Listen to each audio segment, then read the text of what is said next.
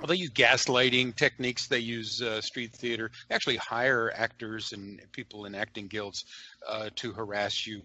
And you know, again, they've profiled you, so they know, you know, kind of how to get to you.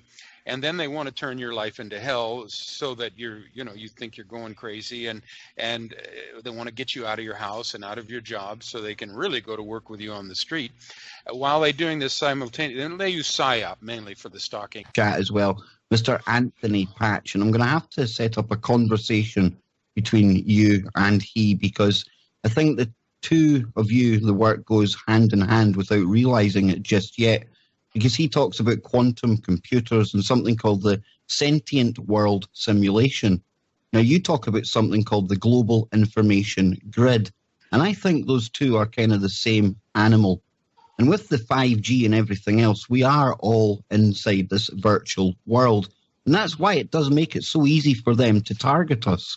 And with the 5G rolling out, I'm just wondering if maybe that gives them even more access yet again. Maybe it's more on a sync with our brainwaves, that kind of thing. Yeah, well, you know, to go again back to Rich's book, which is so important in terms of understanding this whole thing, and I've got several posts that summarize some of his work on my websites.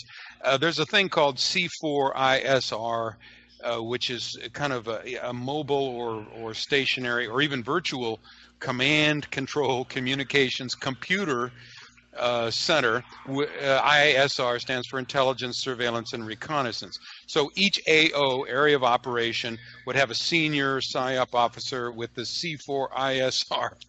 And this could be mobile or stationary. And then it can be in your community. So now your community can be the area of operation, can be the battle space. You can have the targeted audience, the targeted individuals there. And then they do their PSYOPs, you know, with their tactical PSYOP team and whatnot there. And all of these, and each of the branches of the U.S. military has these C4ISR command control centers with different names, but they're all connected with these global information grid, which is based on satellites. So they can locate any person in the world to within a foot of where they are with this satellite technology, which of course is why it is that when a TI complains of you know, being harassed and you know, mutilated by directed energy weapons, which is like a gun, only invisible,